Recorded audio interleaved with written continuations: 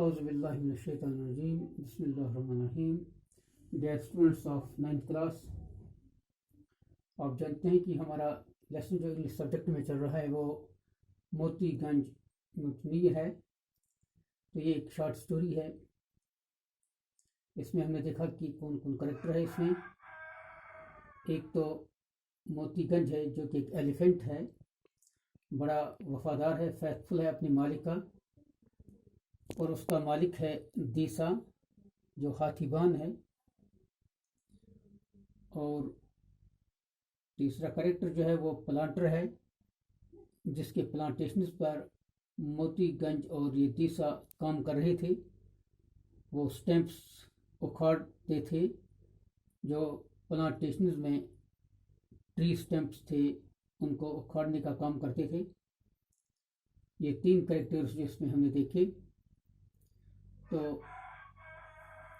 हम जानते हैं कि ये मोतीगंज जो है, जिसका असल नाम मोतीगंज का लक़ब है, असल में ये एक हाथी है। और मोतीगंज का मानी तो हम जानते हैं, इसकी मीनिंग है पर्ल एलिफेंट, यानी बहुत ही कीमती हाथी। क्यों ये कीमती था? इसकी वजह यह है कि ये बड़ा वफादार था अपने मालिक का और अपने मालिक की कमांड्स को अंजाम देता था बहुत ही होशियारी से और ईमानदारी से। और तमाम दूसरे जो प्लांटेशन पर काम करते थे हाथीबान, उनमें सबसे अच्छा काम यही मोतीगंज करता था। और प्लांटर को भी इस चीज़ का पूरा एतराफ़ था और इसका ख्याल था, इसका एहसास था। लेकिन दीसा जो था वो एक अच्छा आदमी नहीं था। वो उसमें कुछ ख़राब आदत थे, यानी वो शराबी था। वो पैसा जमा करके, जो हाथी की वजह से उसको पैसा, अच्छा खासा पैसा मिलता था, फिर वो इन पैसों को खूब शराबें पीता था। और इस तरह से उसकी ज़िंदगी जो थी ऐसे ही गुजर रही थी। तो ये इसका मालिक जो था, ये प्लांटर जो था, इसको भी दीसा का ये पता था कि इसका जो करेक्टर है ये अच्छा नहीं है। इसलिए इस लेसन से हमें, इस लेसन के ऑब्जेक्टिव जो हमारे सामने हैं वो ये होंगे कि असल में हमें ये एनिमल्स जो हैं ये मालिक के कितने वफादार होते हैं। और एनिमल बजाज खुद कोई ख़राब जानवर नहीं होता है, ये इंसान के लिए फ़ायदेमंद होते हैं। लेकिन इंसान अगर अपनी ज़िंदगी को सही लाइन पर नहीं रखेगा तो इंसान फिर भटक जाता है और दूसरों की नज़रों में गिर जाता है। यूँ तो हम देखते हैं कि मोतीगंज की वजह से प्लांटर बड़ा खुश था, क्योंकि ये सबसे ज़्यादा काम करता था। लेकिन दीसा की बेईमानी की वजह से, दीसा की ख़राब आदत की वजह से अब जो है इसकी बेइज्जती हो रही थी। दीसा की मेहनत के बावजूद दीसा का काम जो है इसके लिए रिवार्ड नहीं लाता था। और इसलिए हमें ये मैसेज मिलता है कि एक तो हमें एनिमल से और बर्ड से मोहब्बत होनी चाहिए। दूसरी बात यह है कि हमें ड्रिंकिंग और जो ख़राब आदत हैं इनसे अपने आप को बचाना चाहिए, परहेज़ करना चाहिए। और तीसरी बात यह है कि हमें अच्छी आदत और ईमानदारी को सीखना है। और इस लेसन में हमें ये मैसेज मिलता है।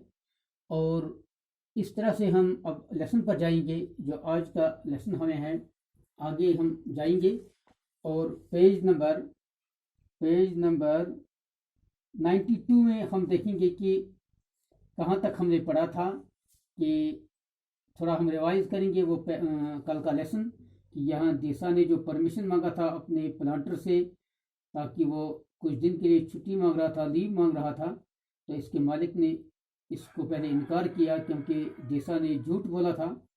तो अब दीसा ने सच कहा और सच कहने के बाद अब प्लांटर ने इसको खुशी से इजाज़त दे दी, इस शर्त पर कि तुम्हारा हाथी जो है इसको कोई और, मतलब कोई और जो है काम पर लगा सके, इस सूरत में आपको छुट्टी मिल सकती है। तो आज हम देखेंगे कि फिर आगे क्या होता है, कि किस तरह से दीसा अब किसको तैयार करता है इसके लिए, और कौन हाथी की कमांड लेता है, फिर दीसा क्या करता है और किस तरह वो परमिशन लेकर निकलता है। तो हम शुरू करते हैं आज का लेसन जो है 92 पेज जो है, और यहाँ से हम देखते हैं कि मे गॉड ब्लेस यू। अब देसा को जब परमिशन मिल गया तो ये बहुत खुश हुआ और प्लांटर से कहा कि may God bless you, cried देसा। देसा खुश हुआ कि मुझे मालिक ने, प्लांटर ने इजाज़त दे दी। यू जो है यहाँ प्रोनाउन है, ये यहाँ इशारा है प्लांटर की तरफ। I shall be absent but 10 little days, after that I will return. तो अब देसा कहता है कि मैं सिर्फ 10 दिन के लिए दूर रहूँगा, एबसेंट रहूँगा, फिर मैं वापस आऊँगा, मैं रिटर्न करूँगा अपनी कौम पर। Have I your gracious permission to call up Motiganj. तो इस तरह से देसा ने कहा, अब प्लांटर से इसे इजाज़त चाहिए कि मुझे अगर इजाज़त हो तो मैं अपने मोतीगंज को बुलाऊँगा।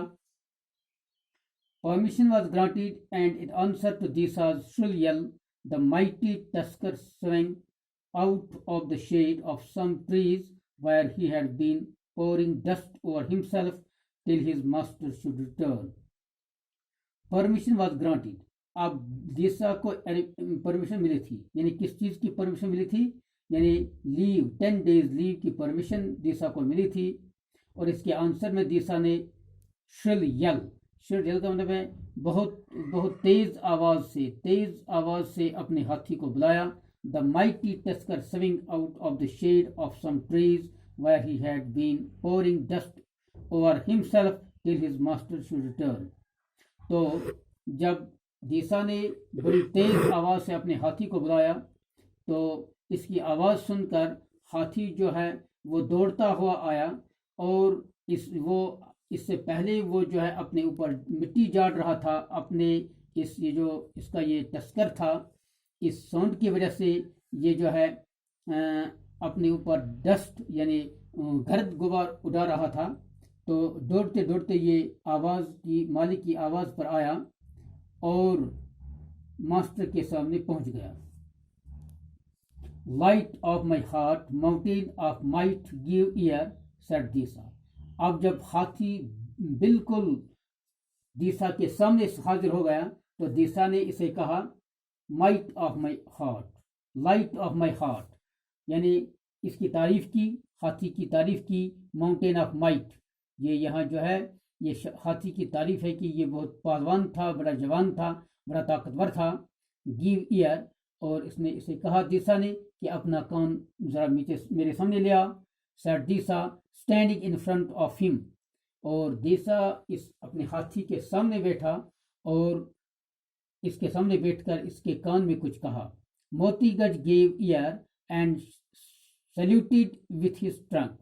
मोतीगंज इसके करीब आया और अपने ट्रंक से इसको सैल्यूट दिया और अपना कान इसके सामने लाया। I am going away, said देसा।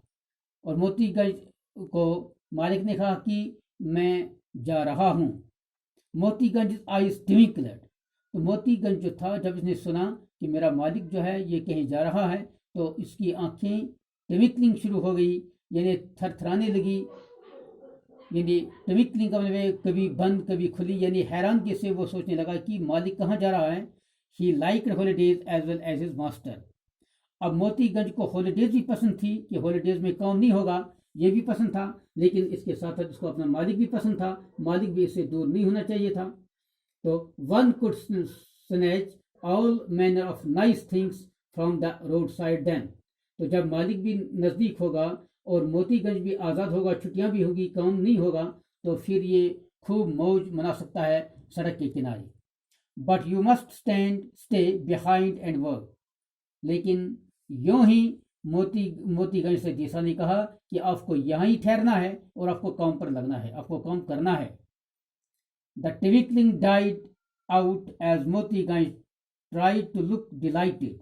तो मोतीगंज को खुशी हुई थी कि अब काम पर हमें नहीं लेना है, हमें रेस्ट मिलेगा, लेकिन इसकी आंखें फिर ये ट्विंकलिंग जो थी, ये खुशी जो थी, ये खुशी इसकी अब खत्म हो गई, क्योंकि इसके मालिक ने कहा कि आपको काम तो करना है।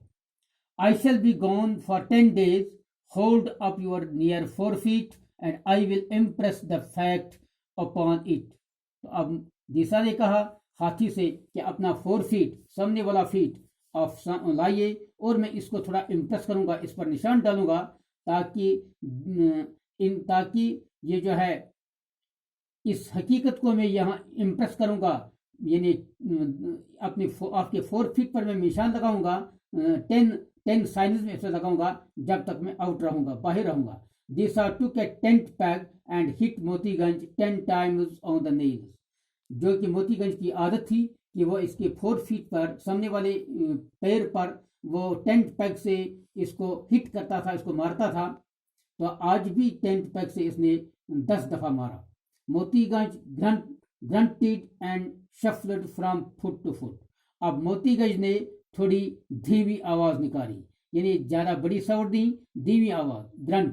ग्रंट का मतलब है एनिमल की वो आवाज जिसमें ज्यादा बड़ी आवाज नहीं होती है, जो नाक से आवाज निकलती है. और shuffled from foot to foot, और शफल्ड का मतलब है पैर को ऊपर उठाए बगैर, ये तो हरकत देना. तो इस तरह से जब उसको तकलीफ हुई तो इसने अपने पैर को हरकत दी, और लेकिन अपने पैर को ये ऊपर नहीं उठाता था इस तरह से कि मेरे मालिक को तकलीफ ना हो. तो इस तरह से 10 days सेड दिशा. तो इस तरह से दिशा ने इसको इम्प्रेस किया कि 10 डेज के लिए मुझे आउट होना है, मैं छुट्टी पर जाऊंगा. You will work and obey the orders of Chauhan. अब आपको काम करना है और आपका मालिक जो नया मालिक होगा वो चौहान होगा. चौहान के ऑर्डर्स को आपको एग्री करना है. Take up Chauhan and set him on your neck. और दिशा ने हाथी से कहा कि आप चौहान को अपने जो है अपने ऊपर सवार करो, ये आपका दूसरा मास्टर है, इसको अपने नेक पर बिठा दो. Motiganj curled the tip of his trunk. अब मोतीगंज ने अपने इस ट्रंक को थोड़ा कर्व किया, तो ताकि आसानी से इस चौहान को ये ऊपर ले सके अपनी गर्दन पर. तो इसने अपने ट्रंक को कर्व किया. Chauhan put his feet there and was swung on his neck. Chauhan ने अपना पैर सामने किया और इस तरह से इसने घुमाते हुए इस चौहान को अपनी गर्दन पर उठा लिया. दिशा handed Chauhan the heavy Hanks. अब दिशा ने इसको एंक्स हवाले किए, यानी एंक्स हम कहते हैं वो पॉइंटेड स्टिक जो होती है, जो हाथी को कमांड करने के लिए होता है, कंट्रोल करने के लिए होती है, वो स्टिक इसके हवाले कर दी. द आयरन घोड़, ये लोहे की होती है, ये लोहे की स्टिक होती है, इसमें थोड़ा ये मतलब इससे कंट्रोल किया जाता है हाथी को.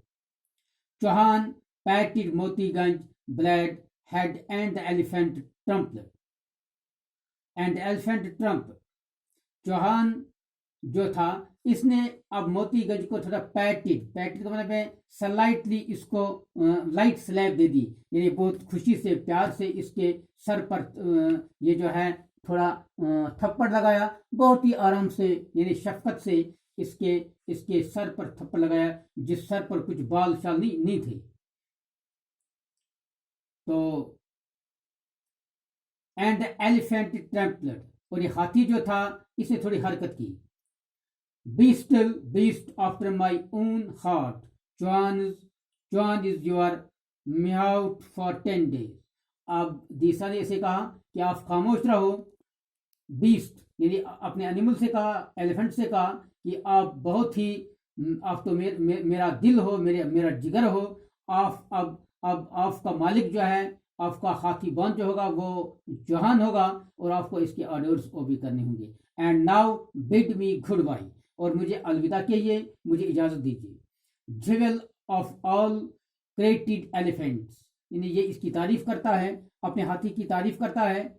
लिली ऑफ द हर्ड, यानी इन तमाम जानवरों में, हर्ड हम कहते हैं हर्ड ऑफ एलिफेंट्स के जुट में जो है इस मोतीगंज की हंसिया जो थी ये लिली की थी, ये एक फूल की थी, खूबसूरत फूल की थी, यानी ये तमाम एलिफेंट्स में प्रोमिनेंट था, सबसे अच्छा था. Be good and may God bless you. और इस तरह से इसने दिशा ने अपने हाथी से इजाजत मांग ली और निकला. Motiganj put his trunk round Disha and swing him into the air twice. अब मोतीगंज ने क्या किया, मोतीगंज ने अपने मालिक को गुड बाय करने के लिए इसको अपने ट्रंक पर उठा लिया और उसको घुमाया, हवा में घुमाया 2 दफा, ताकि ये इसको अलविदा कहने जा रहा था, ये इसकी अलविदा थी. That was his way of bidding him good bye. ये इसकी आदत थी कि अपने मालिक को गुड बाय कहना. और इस तरह से अपने मालिक को ये अलविदा कहता था। He will work now said Deesa to the planter, have I leave to go. तो इस तरह से प्लांटर को यकीन हो गया। दीसा ने प्लांटर से कहा, जनाब ये तो अब चौहान का ये जो ऑर्डर्स हैं इसको मानेगा और ये ठीक पर काम करेगा और मुझे इजाज़त हो मैं जाऊं। तो ये आज का लेसन है। तो इस तरह से आज का लेसन जो है हमारा कंप्लीट हुआ। कल हम और देखेंगे, थोड़ी नज़र हम देंगे जो इंपॉर्टेंट वर्ड्स हमने यहाँ देखे इस लेसन से इनकी तरफ देखेंगे। यानी ग्रंट, ग्रंट हम बोलते हैं साउंड, स्नोरिंग साउंड, यानी जो नाक से आवाज़ निकलती है इसको हम ग्रंट बोलते हैं। एनिमल की नाक से जो स्लाइट साउंड निकलती है उसी को हम ग्राउंट बोलते हैं, ग्रंट। ये ग्रंटलेड इसने कब किया, जब इसने टेंट पैक से इसको मारा, इसके 4 फीट को मारा, तो ये साउंड एलिफेंट ने निकाली, मोती गज ने निकाली। यल हम कहते हैं शाउट एट सम, किसी को बुलाना, इसको हम यल कहते हैं। जिस तरह दिशा ने अपने इस हाथी को बुलाया और वो तेजी से इसके पास आया। श्रिल यानी बहुत तेज आवाज, यानी हाई पिचड साउंड, ये बहुत तेज आवाज होती है। जिस तेज आवाज से हाथी को बुलाया, दिशा ने बुलाया अपने इस हाथी को। शफल हम कहते हैं वॉकिंग विदाउट लिफ्टिंग फीट, यानी जब इसको मारा जाता था इसके 4 फीट को पीटा जा रहा था, इसको बीटिंग दी जा रही थी, तो इसने अपने पैरों को हरकत दी लेकिन ऊपर नहीं उठाया, इसको हम शफल कहते हैं, शफल कहते हैं। पैटिड का मतलब है लाइट स्लैप, यानी स्लाइड स्लैप जो इसके नए मालिक ने इसके सर पर मारा, शफकत से हाथ मारा इसके सर पर, जिस सर पर इसके बाल चाल नहीं थे। बाल्ड का मतलब है हैविंग नो हेयर, यानी हाथी का सर जो है ये बगैर बाल के है। एंक्स, एंक्स एक ये लॉन्ग पॉइंटेड स्टिक होती है जो हाथी को कंट्रोल करने के लिए होती है। ये एंक्स जो है दिशा ने ये एंक्स जो है चौहान के हवाले कर दी। इस तरह से आज का लेसन जो हमारा कंप्लीट हुआ। तो इंशाल्लाह कल के लिए इजाज़त हो, तो शुक्रिया।